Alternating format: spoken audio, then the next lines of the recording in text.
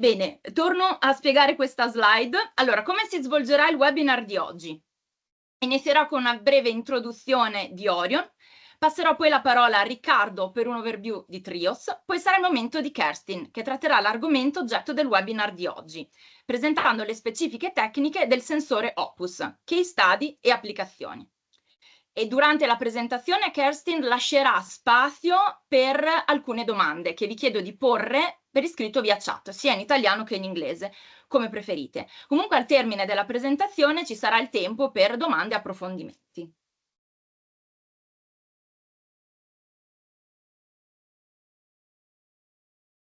Bene, Orion è un'azienda specializzata in servizi e tecnologie per il monitoraggio ambientale. Da oltre 20 anni supportiamo imprese ed enti pubblici nella gestione delle risorse naturali, offrendo soluzioni per il monitoraggio e la tutela dell'ambiente. La nostra sede principale è a Veggiano, in provincia di Padova, ma operiamo su tutto il territorio nazionale grazie a sedi commerciali operative e una rete di referenti tecnico-commerciali attivi in tutta Italia.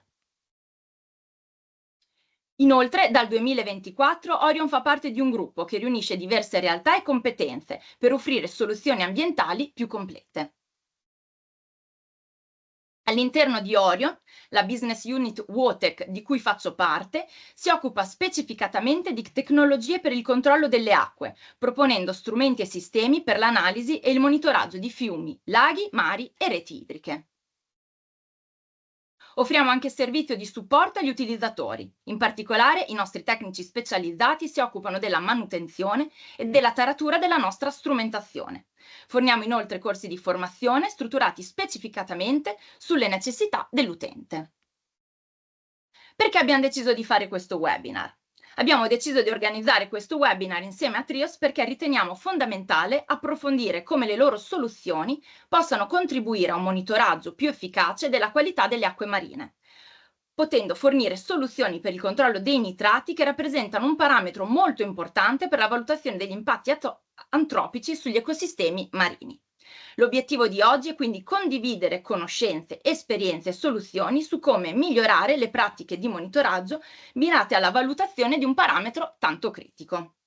Bene, passo ora la parola a Riccardo per una breve presentazione di Trios. Grazie Linda e buongiorno a tutti. Tanto prima di tutto desidero di ringraziarti Linda per l'introduzione e io per quanto riguarda Trios andrò a illustrarvi brevemente l'azienda e poi passerò parola al nostro Senior Application Manager Kerstin Newman che illustrerà in maniera dettagliata come usare la nostra sonda Opus che viene già largamente utilizzata da tanti enti internazionali di ricerca e anche di studio per il monitoraggio specifico, in questo caso, dei nitrati in acqua di mare e non. Allora comincio con condividere lo schermo. Voi dovreste vedere questo schermo tutti. Bene. Ti vediamo. Allora, perfetto. Allora, la Trios tanto è un'azienda che è stata fondata nel 1998 con sede principale a Rastede in Germania, che è nella Bassa Sassonia, quindi diciamo è molto alta in Germania, è all'altezza praticamente dell'Irlanda e a 30 km dal mare.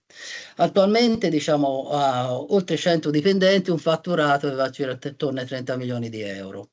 Allora, è un'azienda con esperti nell'analisi delle acque, specializzata come Trios MES per la produzione specialmente di sensori di tipo ottico. Diciamo questi sensori di tipo ottico, queste vedete quella foto, c'è le nostre facility che sono molto, cioè, piuttosto grandi come parco. Praticamente tutti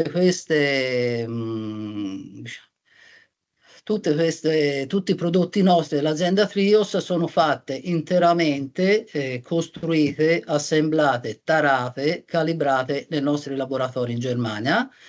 Tutto dai singoli pezzi, praticamente dal tondo di acciaio, di titanio, qualsiasi cosa. Abbiamo 26 macchine computerizzate che riescono a fare sia la parte ottica sia la parte, diciamo, meccanica,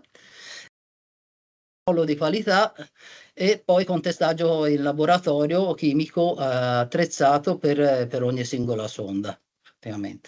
Per quanto riguarda l'applicazione, facciamo tutte le applicazioni, dalle acque potabili, acque di filtrazione, di processo, trattamento, settore ambientale, industria e acque di superficie.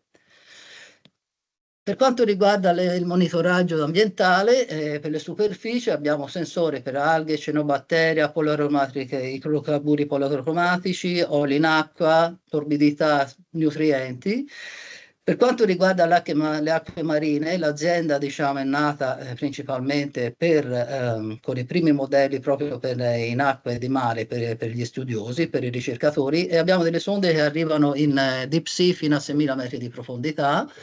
Per quanto riguarda poi la lettura principalmente nitrati, DOC, salinitei, poi i radiometri. E per quanto riguarda diciamo anche acque di falda, anche lì si possono misurare nitrati e sostanze organiche nei pozzi e anche sonde per concentrazioni basse per ricerche idrologiche. Per quanto riguarda i nostri prodotti, quelli principali si condividono praticamente in tecnologia UV, i fotometri che sono nel campo visibile, come la Opus, la Nico, Viper, l'Isacolor, abbiamo sonde anche per il colore, che fanno tutto lo spettro, diciamo, colorimetrico, e poi la parte florimetrica per quanto riguarda sensori per la IPA, oli in acqua, alghe e altri tipi. In più, diciamo, i parametri standard, come potrebbe essere la parte ICHEM, che insomma sono storie tipo pH, torbidità, così, che attaccati ai nostri controller o no, perché il fatto principale della nostra strumentazione è che funzionando con protocollo Modbus RTU standard può essere interfacciata con qualsiasi data log a SCADA system che ci potrebbe essere in commercio o PLC.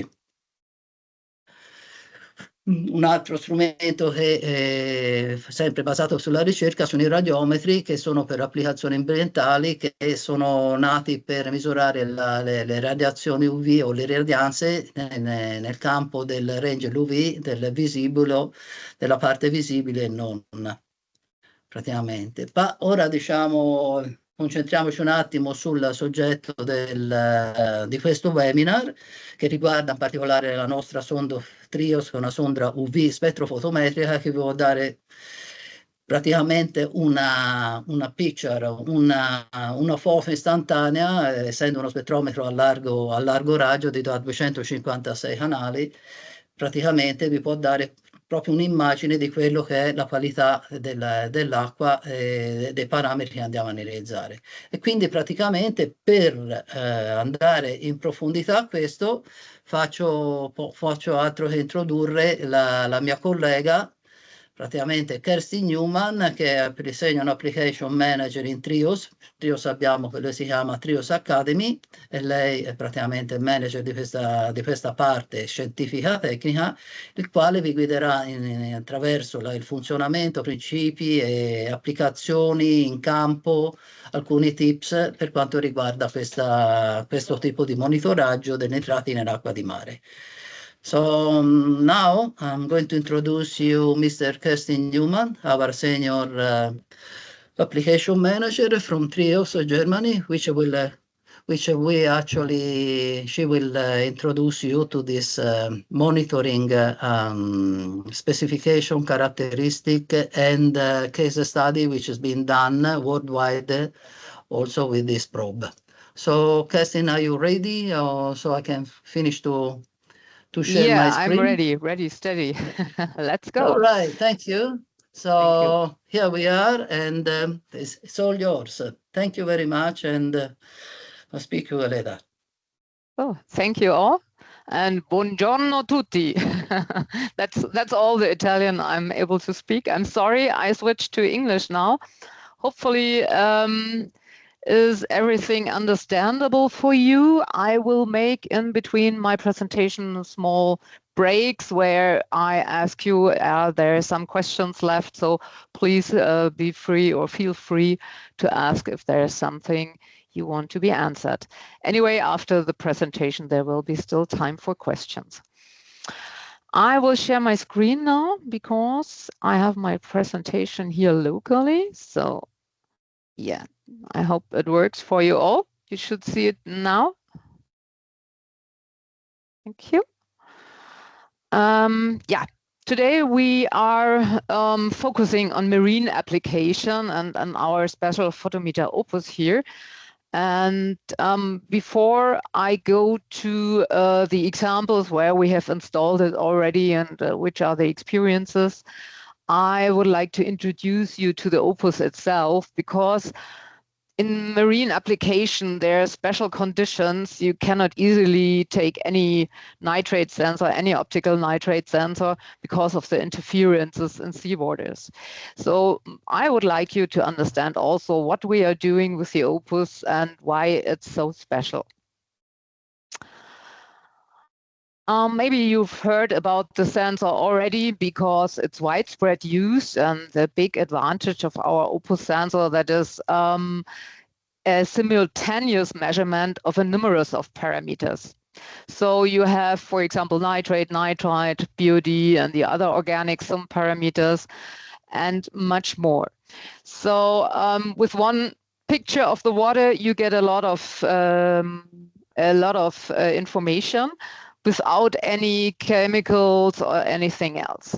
So the sensor comes pre-calibrated, is a digital sensor, everything you need is on, and it has also, with its special calculation for the parameters, efficient compensation of interferences that might occur because you do not pre-treat your sample. You measure directly in the water.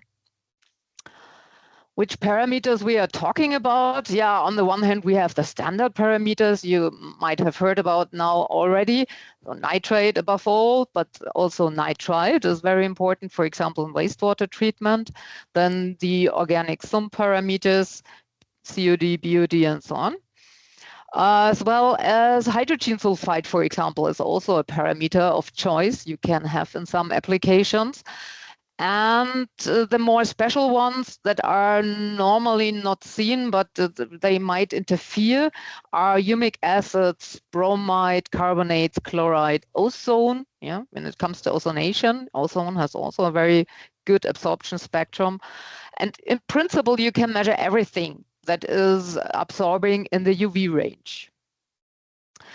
And thus, we are not only focused on seawater applications, which we are talking about today, but also the Opus is widespread used in wastewater treatment, for example, our drinking water treatment. And also in the industries, they have mostly also water treatments of processed waters or also wastewaters where our sensors are deployed. And the environmental monitoring, of course, river, groundwater, and maritime applications are a very important topic. So I told you now it is working in the UV range, yeah, but we do not look with our Opus in the visible range. In the visible range, we can measure colors, blue, yellow, green, and so on. That's also nice, and it's also possible. We have a device for that, but these parameters I named you are all absorbing in the UV range, and to have a really better resolution there, we have focused only on the UV range. That means we are looking at 200 to 360 nanometers in a good and high resolution of 0.8 nanometer per pixel. Short reminder, what is the topic of the absorption? It's, in principle, it's quite easy. You have a light source, you send this light through your sample and look how much of the light is arriving the detector after the sample.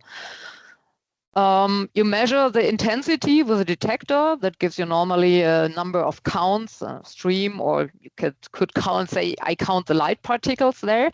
So the intensity after the sample in relation to the intensity without any absorbing substance is a so-called transmission, and its unit is percentage, so it might be that 50% or 20% of the light is transmitted after the sample. So this is easy equipment, at least it sounds easy. Details are not always not easy or not always easy. And this transmission, it's not so familiar for you. We always speak about absorption because transmission is decaying logarithmically with the concentration. Of course, the more particles you have that absorb, or the more molecules that absorb, the lesser light is arriving at the detector, and we have a decay, and this decay is not linear, it's logarithmic. And that's why Mr. Lambert-Behr said it's easier to handle something linear increasing, and he invented the absorption parameter. That is simply the negative decadic logarithm of the transmission. So he made a linear increase with concentration regarding the absorption.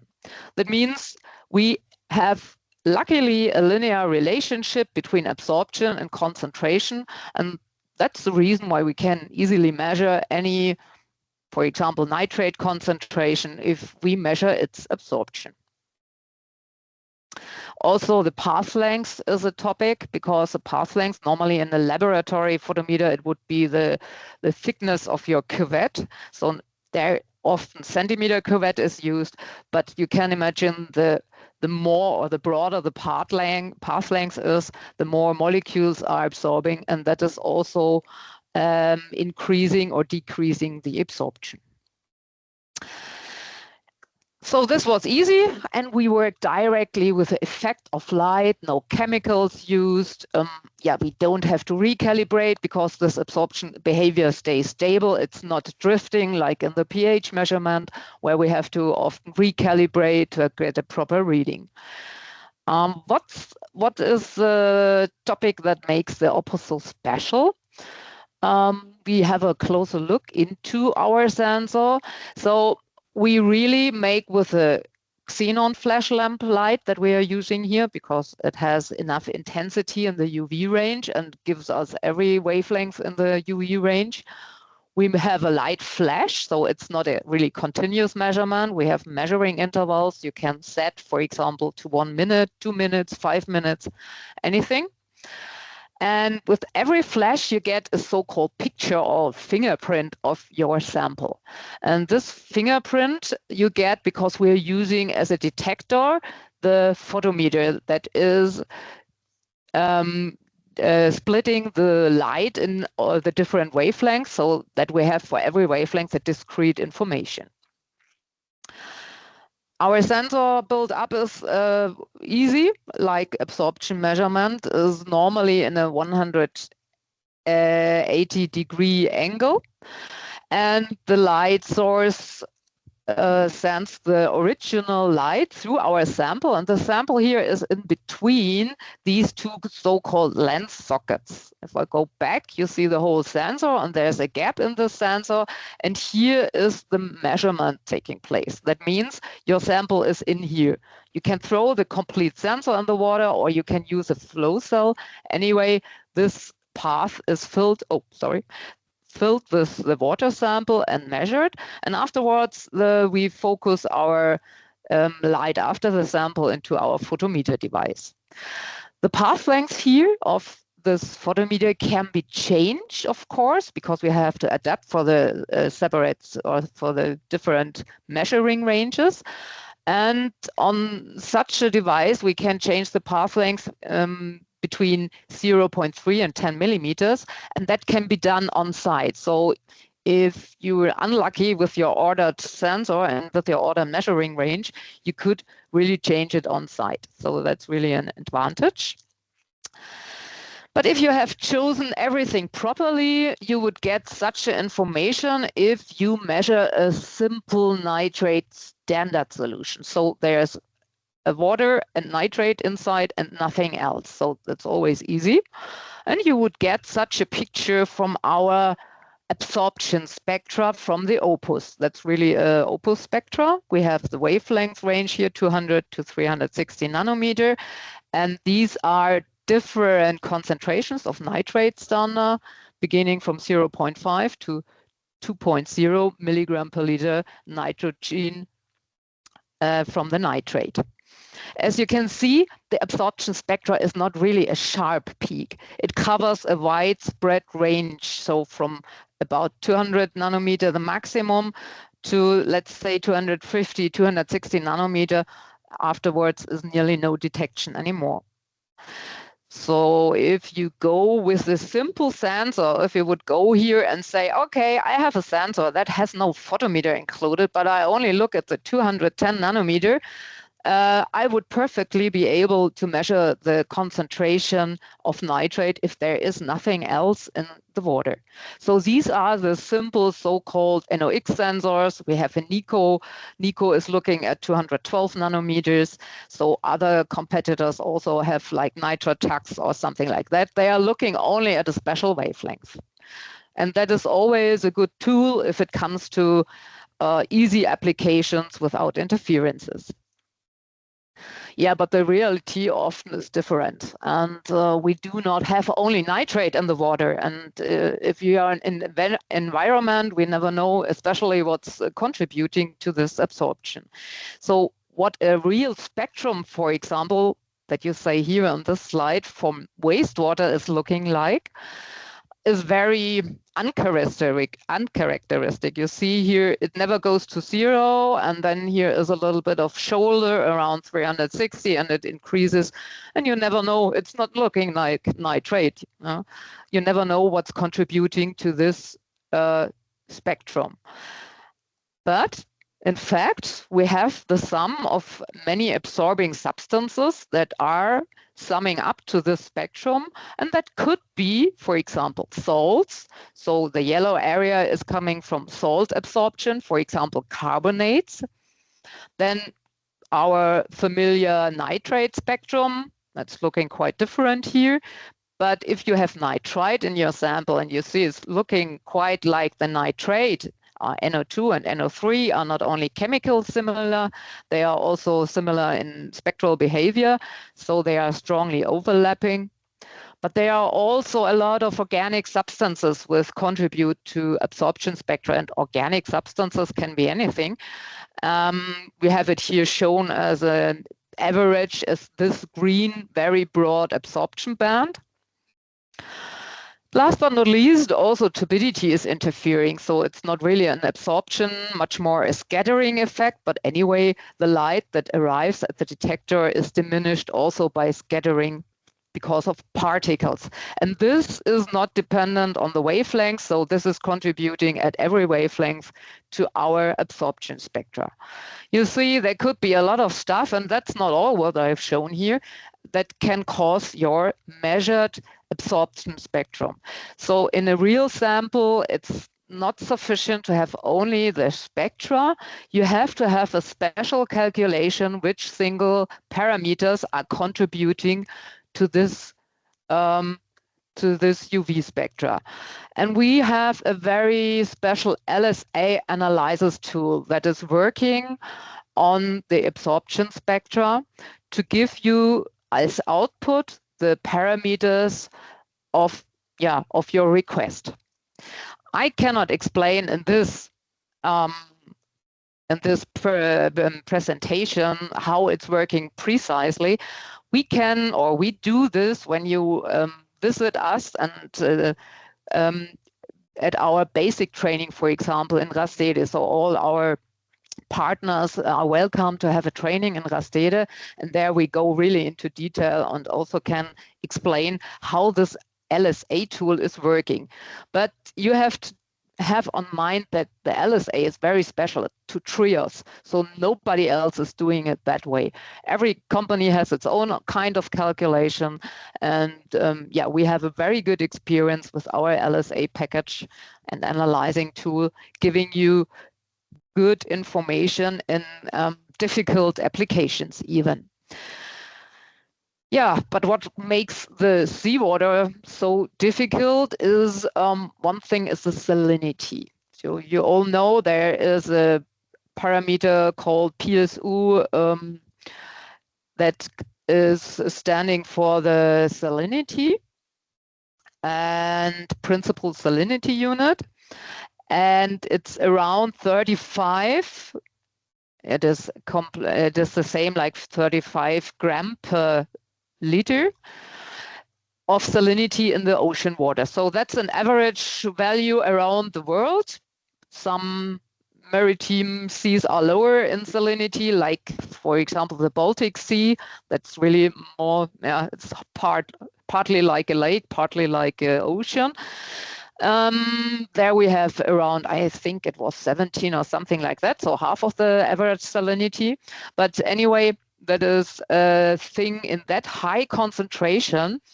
Bromide and chloride are also contributing to the absorption spectra. And on the right side, you see here the black line is the absorption spectra of water, like fresh water, where you have nitrate and DOC, turbidity, and so on.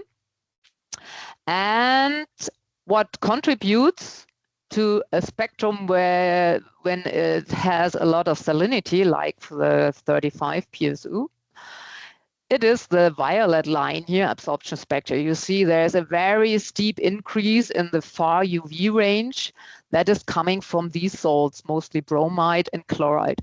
You might ask you, bromide, oh, the concentration is very low. That's right. But the absorption coefficient is very high, so it absorbs very intensively, and it's even contributing more to the spectra than the chloride that is more in concentration in the water, in the seawater. But from the spectral range, the bromide here is a more important parameter. So this is really overlapping your nitrate absorption. And if you would look at only one wavelength, you never could measure properly nitrate with a simple photometer that has no spectral absorption analysis. And you would get only wrong readings and very strange results. Yeah, this is very important to also take into account if it comes to concentrations over 1 PSU. So there we say, okay, over 1 PSU, you should start working with the seawater LSA calculation that includes also the salinity. And that is what it looks like if you would like to order or make a choice of your opus. So one part is the hardware, the sensor itself. The other part is the analyzing tool. We call it LSA, as you have heard. And for seawater applications, we have these special LSA tools giving you different parameters. So you can have a choice if you want to look at only the nitrate, or if you want to look at the hydrogen sulfide, or maybe a combination nitrate, hydrogen sulfide, and dissolved organic carbon. So there you have separate packages. What we also can offer is a brackish calibration tool. That means we have here included 3 different salinities. If you have, or if you're working in brackish waters where the salinity can change from 0 to higher salinities if it comes, or if it's depending on the tides. By the way, we have parameters that are always included because they are measured at a single wavelength. So you always get also the spectral absorption coefficient at 254 nanometers as information, and the TSS. Yeah, that is a table. I won't go into detail. I only want to show you that we have here within our specs and everywhere, you have a table where it helps you to choose the right path length. So here are the path lengths, and with the path lengths, the measuring ranges are varying.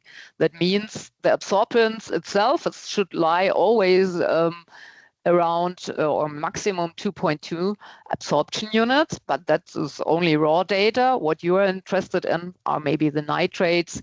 Here as nitrate nitrogen, it goes up to 330 nanometers, or with a 50 millimeter path length, you have only a maximum 2 milligram per liter, but it's very sensitive in the lower area. So you have a broad choice of measuring ranges, and if you need the help, please come back to us. We can contribute with our experience. You also might ask for the accuracy of our sensors. The accuracy we can give you always with, of course, with standard solutions.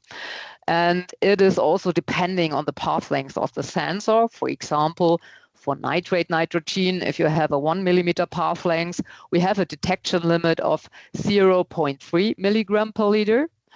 But if you choose a 10 millimeter path length, then the accuracy is 10 times, or the detection limit is 10 times lower. It's 0.03 milligram per liter. So the accuracy you can have also for nitrite, or as a standard for the organic parameters, you can use the potassium hydrogen phthalate, the so-called KHP. It's a German shortcut, sorry for that, but it's potassium hydrogen phthalate that commonly is used also for other analyzers as a COD or TOC standard. Yeah, and we can offer you, according this, a modular design that you are able to choose between different path lengths. That means different measuring ranges. And as I already had told you, these lens sockets here are available in different thicknesses.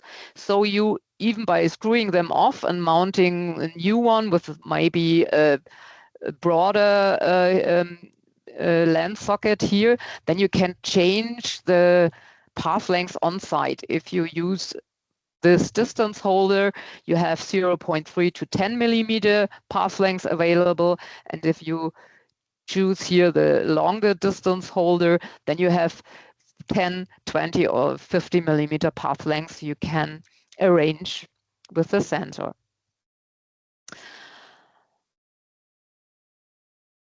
What you also have to be having on your mind is for seawater applications. Of course, there's a high corrosive to it's corrosive to stainless steel. So we have, beside the stainless steel sensors that are our regular ones and other applications, we have made them from titanium. So you can use them long-term for long-term monitoring in seawaters also. So in seawater, it's really a must-have that you choose the titanium.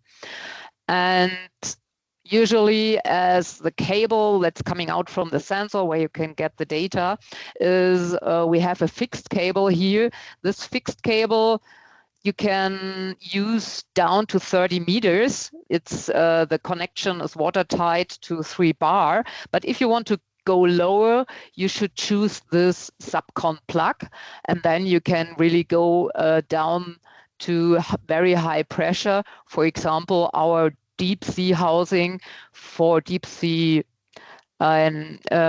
research is going down to 6,000 meters. So we have sensors.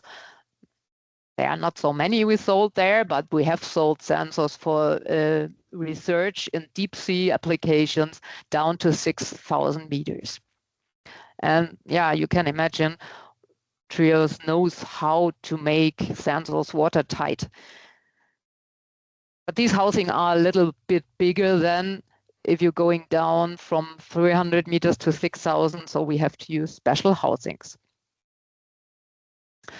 Next thing you might ask, how to get the data out of the sensor. So the sensor itself, it comes pre-calibrated, everything is on site. The calculation is inside the sensor already. So it's an intelligent sensor, and it has a 2 gigabyte data logger, and it can work from autonomously. So you can set a measuring interval and throw it into your water, and after a month, take it out and read out the data logger.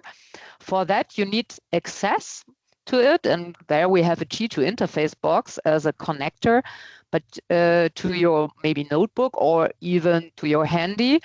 So you need no software on your computer. We are working here with a web browser, so this connection is web browser based, and you only put in IP address, so you don't need internet. You only set the IP address into your web browser, and then you connect directly to the sensor, and the software is looking like that here. You can do some data download, you can change settings, you can do calibration. With calibration here, the 0 baseline is meant from time to time. You have to renew the 0 line. That means you have ultra pure water and say, okay, now that's my 0 line, because by time the lamp is changing, of course, it's aging, it loses intensity. And once a year, it would make sense to draw a new baseline then. So you can do that easily with that G2 interface box. The connection to any device like notebook is via Wi-Fi or via Ethernet cable. So you have choices here also. But of course, since it's a digital sensor, you can easily connect it to any controller we provide you. It's recognized immediately. You don't have to put any settings or something like that, only to set your display on the parameters you want to be shown. You have access to further interfaces like USB, TCP/IP, and analog outputs, and that is very comfortable to handle because you don't have to do any programming. But in principle, you can use any data logger of yours because we have an open Modbus protocol we are speaking. And with this Modbus protocol, you can connect it easily to any data logger of yours or any other provider. You only have to care also for the power supply of the sensor, so it's 12 to 24 volt. If you deploy the sensor in maybe a river monitoring or also in an ocean, for one thing, we are helping you that the lenses are not soiling is our nano coating. So we have this nano coating on our lenses. That helps that the dirt doesn't stick easily on the lenses. And you can imagine any optical sensor, it's of course, there is some interference if by time, maybe algae or any precipitation is growing on these lenses. Our LSA package is very intelligent. It can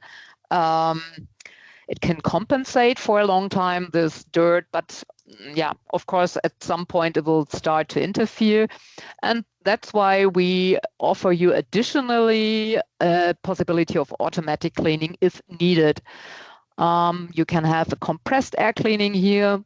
We provide you also with the air shot compressor, but you can use any compressor, or a wiper cleaning that also can be used in seawaters because the axis of this wiper is also from titanium. But it's only applicable to depths up down to 10 meters, so not lower than. Last but not least, you can even have a combination of air and cleaning and wiper. With river monitoring, I would often, or mostly, I would recommend the wiper cleaning. Also, if you go to the discharge areas in the oceans, if you go to the deep ocean, normally there, and if you want to measure in the depth, normally there is no automatic cleaning needed.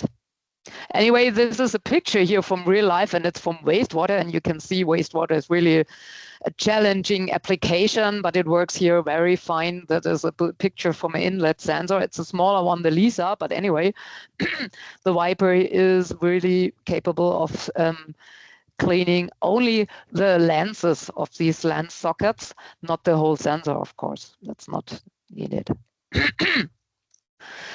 And installation might be also a question, only a rough information. You can use it as immersion sensor directly, hanging it on a chain, or we provide you also with these floats if needed. Some customers have a special pole mount for their needs. But anyway, in drinking water, for example, or if you have a filtration before, you can use it also as a bypass sensor and a flow cell. And we have this bigger sedimenters when you really have turbidity in your water and do not filtrate before, and you can put the whole sensor in the sedimenter, and you have big tubes that are not sticking easily. And there you can also have a wiper included or compressed air cleaning. Very exotic is a pipe installation. Then we have a sensor has a flange on its mounting, but for seawater application, I guess normally this should not be a topic. Out of these combinations or out of these installation possibilities, there are some things which have been done already, as you see here on this picture. It's a frame where two of our floats are connected to, and a lot of parameters for monitoring here. Beach areas are mounted, and these are combinations of opus for nitrate, COD, and DLC as nutrient indicators. But we also have mounted here fluorometers, microflu for cyanobacteria or blue-green algae or chlorophyll. And yeah, we also have a fluorescing sensor for oil spill detection that is measuring the polyaromatic hydrocarbons. And here are also of interest pH value as well as turbidity. So these are combined here on such a float, and you can employ it or deploy it easily on any bridge or buoy or anywhere. Only an example from the praxis. Before I would like now go to the examples, are there any questions of yours? Because I had now talked a lot about how the sensor is working. If there are some questions, please feel free.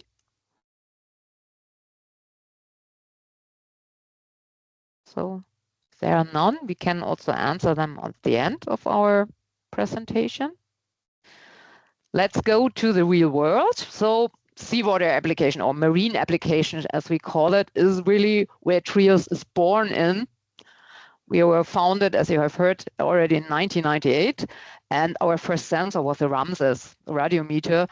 And a very important application is the distribution of light intensity in seawater columns. So this was really only for research from universities. We didn't have business at that time with any wastewater or drinking water treatment plants. So since we are a spin-off of the Oldenburg University, our founder, Rüdiger Heuermann, had a lot of contact and still has a lot of contact to universities worldwide, which are researching ecosystems in oceans and, yeah, mostly in oceans. So this Ramses, of course, was made for seawater applications. It can be used also in sweetwater, but seawater was a focus. And it was followed to 2003 by the first photometer, the Pro-PS. The Pro-PS is a predecessor of the Opus sensor and also made applications, or also was capable for application in seawaters, mostly the nitrate measurement. Since 2014, now we have the Opus with a little bit changes in optics and to optimize it for our widespread application range. But yeah, in seawater, to make it clear, is of course titanium sensor important with the subcon connector mostly, and the special LSA calibration package with optionally an automatic wiper cleaning. That is what we can offer here. Special version 6000 meter, I already introduced you in our deep sea version. And I had a look at how many Opus sensors we might have sold for seawater applications. So it is around 200 sensors. Since 2014, we have sold only for this application. That means we have quite a lot of sensors in the field. Anyway, since we are having business not directly with end customers, but with our partners, our distributors, we do not always get back the information where they are deployed and what is the story behind. So that is a message or for the future to you all. If you should ever work with our Opus sensor, we would be glad to get back information, maybe some pictures, maybe a success story. We are also very happy if we can have an applicational report out of this, because now my position, and I'm working since 1 year as application manager, is also to get some proper case studies, more detailed maybe, and I would like you to invite you to contribute to that. On the other side, we are willing to help you, of course, with any data analysis or any support at any time, and maybe, that is a win-win situation for everyone then. in seawater, and that's also the title of our presentation, nitrate is very important. I think you all might know why nitrate is so important, but to make it short, nitrate is a very important nutrient for the microorganisms in the oceans, for example, phytoplankton. And yeah, if it's too few, it would be too few, there would be no life on the sea. On the other side, if you have any algae blooms and you have a lot of nutrients and that are causing these algae blooms, their eutrophication can be a big problem, where at least also ecosystems are strongly intoxicated then. Or because of the loss of oxygen, there are really so-called dead zones possible. So there's a really equilibrium of these nutrients in the oceans that has to be stable. And we are looking worldwide now if there are any influences from anthropogenic discharge, like wastewater or industrial impact. And there the nitrate is a very good parameter. On the one hand, it's an indicator for these anthropogenic influence. On the other side, it's easily be measured also in a long time monitoring and very reliable. One famous example are the Argo floats. I don't know if you have heard about them already. So there are worldwide is a community and from a lot of countries who are contributing to this community, which where they are researching the ocean with about and more than 4,000 floats that are deployed and active at the moment in the worldwide oceans. You see here on this card, you see the dots, they are all one of these Argo floats. And these Argo floats are autonomous. That means they are deployed from a ship mostly, and then they float in the ocean for a very long time, 2 to 4 years, I've heard. They float until they try to retrieve them. Anyway, they don't have a motor. They're really floating by the currents, but they can dive. They can dive automatically and they do it very often. So normally if they are deployed, they dive down to 1,000 meters. Then they have a drift time about 10 days, start diving again down to 2,000 meters. And that's the normal depth where starting from before they surface again the 2,000 meter level. And during this ascent, they really start measuring on different depths special parameters. These parameters are in the simple Argo floats are only temperature or only in temperature and salinity, and also the pressure, of course, to get information about the depth. And if they come to the surface, then they send the data to a satellite, and these data you all can look, they are published on internet, and all the researchers are looking at these data or can use the data for their own research topic. Even weather forecast is looking on these data. So the weather forecast has gone much better since also the temperature of the oceans is known. Yeah. But these simple parameters are the most of the Argo floats, but there now are also a lot of Argo floats which have special additional parameters. They are the so-called biogeochemical Argo floats, and they are measuring also nitrate, pH, dissolved oxygen, and TSS, beside the salinity and the temperature. And here on this picture of the right side, you see such an Argo float. So it's quite big, around 2 meters length. And they have deployed a lot of sensors here.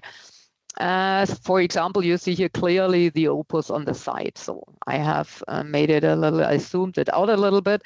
This is the opus, titanium, subcon. It's a special version for these Argo floats because it has to stand 2,000 meter depth.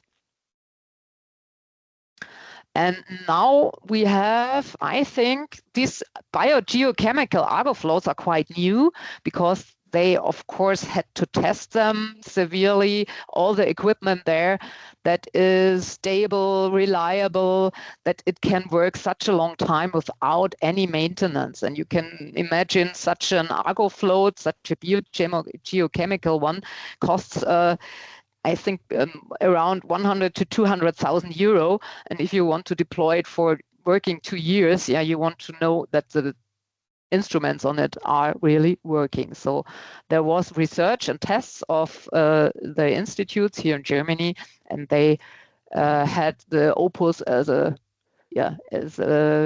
result that is a capable sensor for this application. But you do not have to have only applications for such long-term monitoring. Here is a small but nice example that you can use it also easily as a in situ quick check sensor without having any laboratory stuff or grab sample taking and so on site. So you get immediately a nice result. You see here from a boat, there is the Opus on a float.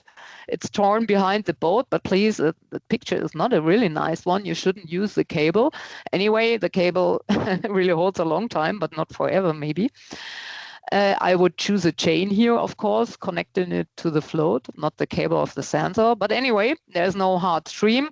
And in this example, it's from Southeast Asia, where you have maritime channels where the wastewater plants are discharging in before the channel is going to the open ocean.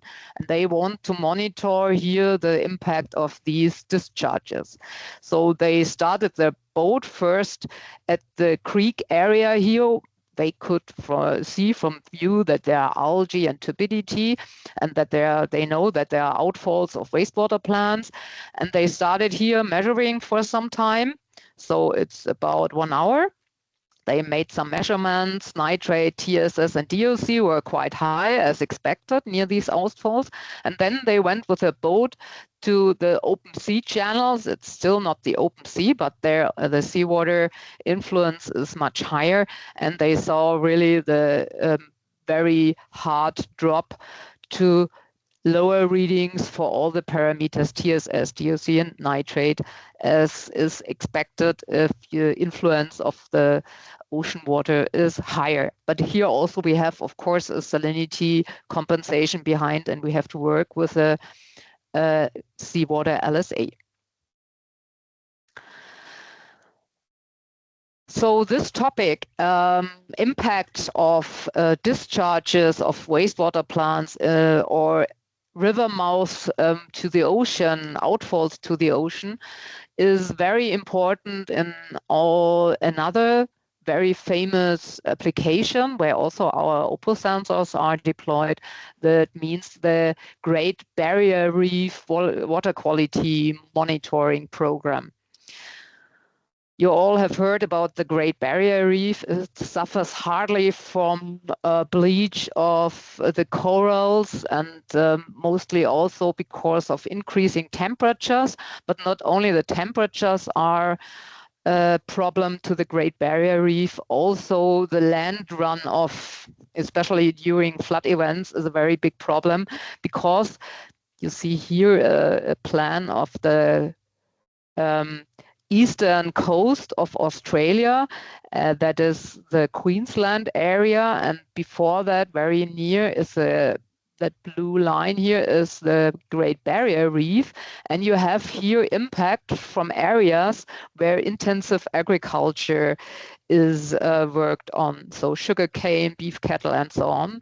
And all the rivers that are discharging here into the ocean near the Great Barrier Reef are or were high loaded in nutrients, sediments, and toxic substances.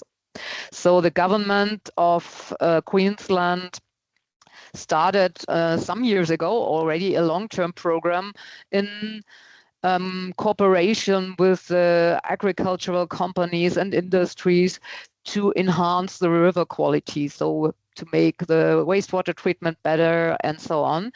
And they are monitoring it in a long-term monitoring program where they use also these or our Opus sensors. we have a partner there who is caring for these instruments on site. It's at the moment it's HighQuest Kisters, so they have also this example on the website.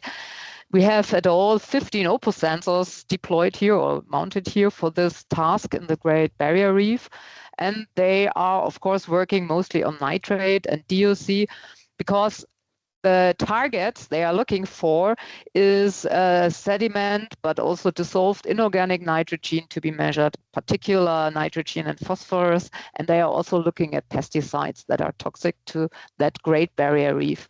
And they had some long-term targets to to eliminate, for example, 70% of the nitrogen load until 2025. That is the target now. I don't know if it's fulfilled, but the year is not at the end. At least there is a demand of a high or a lot of actions to lower the nitrate in that amount. Anyway, back to our sensor. I want to show you a nice result from our Opus that is, in this case, is working in brackish water, because there you can see a lot of interesting changes, of course.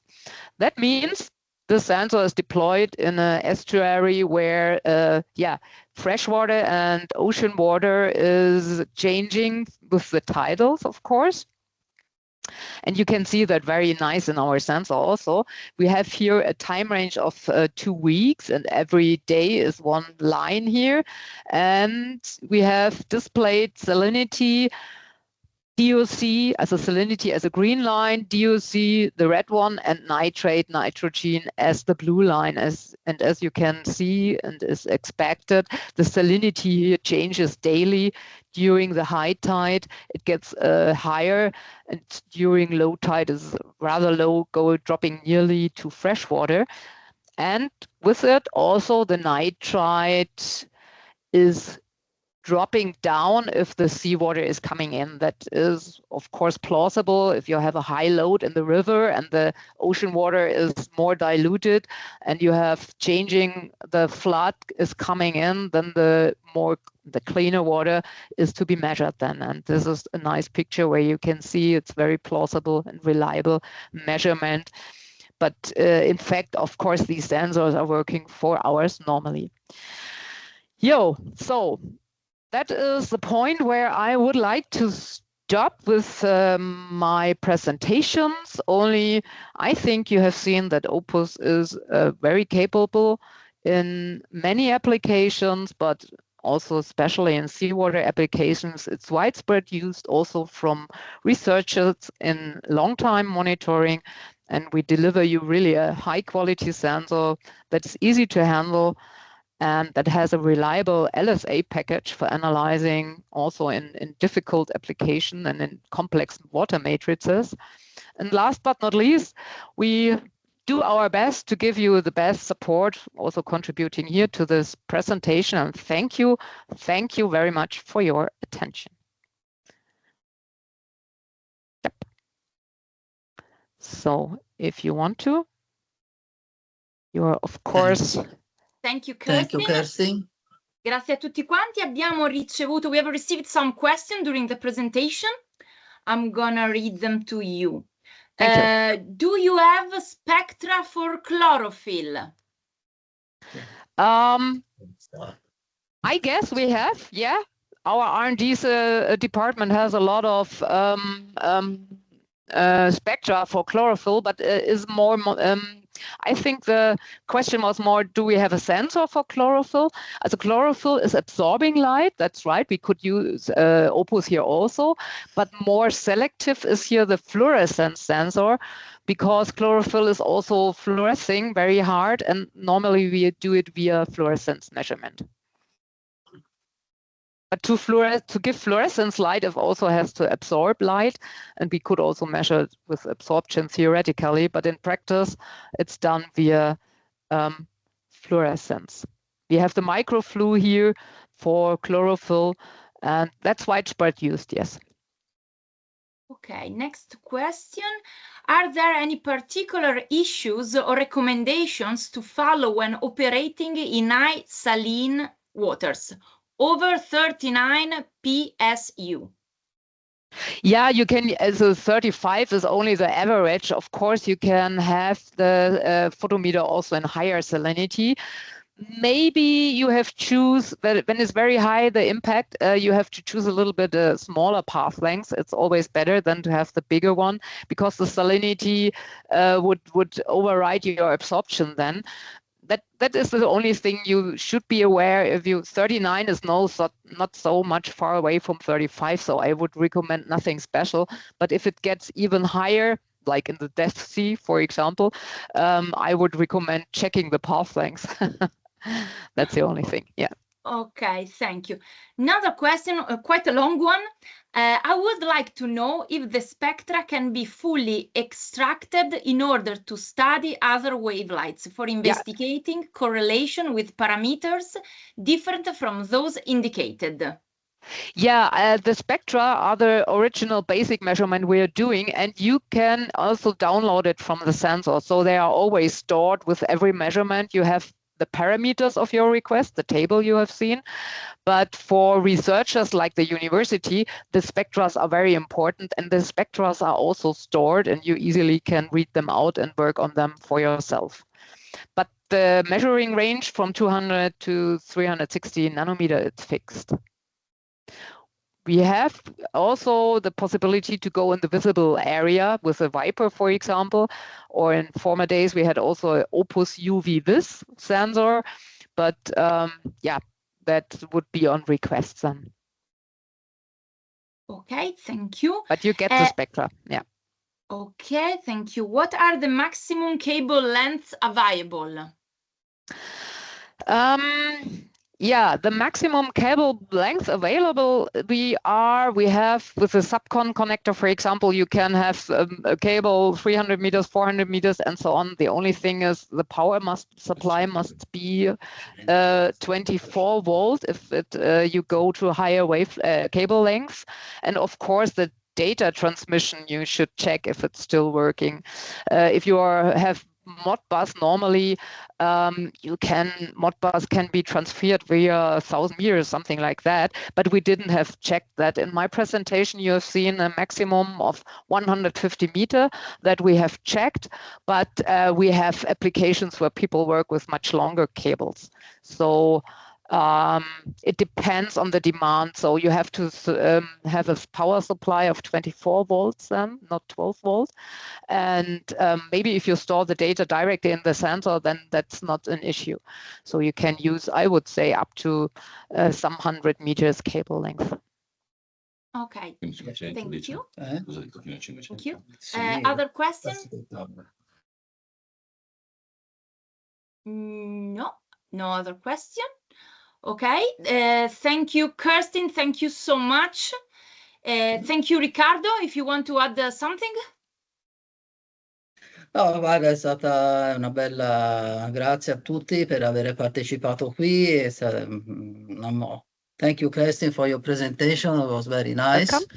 Thank you. I think it's about the cable, or is mainly is the power supply going to power the cable, because you know, Modbus run normally 1,000 meters without problems. Okay, from a technical engineering electronic point of view. So therefore, it only matter to get you know your subcon cable. Will be a good quality cable, and to have a proper power supply to allow the signal to coming through. Cioè praticamente basta, dipende tutto dal power supply che tu usi quando alimenti la sonda 24 volt. Poi comunque sia in ambiente marino generalmente si fanno anche misure diciamo un po' staccate, no? 15 minuti, 30 minuti, queste cose qui. Nel caso dobbiate usare delle batterie esterne su una boa o cosa del genere. E poi per i dati di trasmissione, quindi con esterna data log non ci sono problemi, ecco, non è che queste cose qua. Ecco, l'altra cosa da dire, oltre a ringraziarvi per il vostro tempo, è dire che noi, come avete capito dal portafoglio che abbiamo e la nostra collaborazione con Orion, faremo anche degli altri webinar che sono sempre orientati ad applicazioni, come potrebbe essere anche acque di scarico, acque industriali, acque di groundwater, praticamente acque di falda, in modo da chiarire, diciamo, le vostre esigenze che potete avere e per farvi ottenere i risultati che desiderate nei vostri progetti. Ecco, tenete conto che come azienda, diciamo, siamo qui, siamo in Europa, siamo vicini, stesso fuso orario, quindi diciamo siamo disponibili anche a fare caso per caso, e se avete delle necessità ci potete contattare tramite il nostro distributore Orion. Linda è qui gentilissima, carinissima, e tutto lo staff di Votec e del gruppo Orion. E con questo io vi ringrazio e vi saluto allora. Grazie e ripasso la parola a Linda. Bene, allora grazie ancora a tutti quanti per la partecipazione. Riccardo ha anticipato che seguiranno altri webinar tecnici con loro e vi informo che al termine del webinar riceverete un'email con tutti i riferimenti per poterci contattare. In questa slide invece vedete i nostri prossimi eventi dove parteciperemo come stand, quindi in caso se volete venirci a trovare, qui ci trovate. Bene, grazie ancora. Thank you Kirsten, thank you Riccardo, and see you soon. A presto a tutti. Thank you. A nice day to everybody, buona giornata a tutti, grazie, arrivederci. Arrivederci, grazie. Arrivederci, bye. Grazie, grazie. Grazie.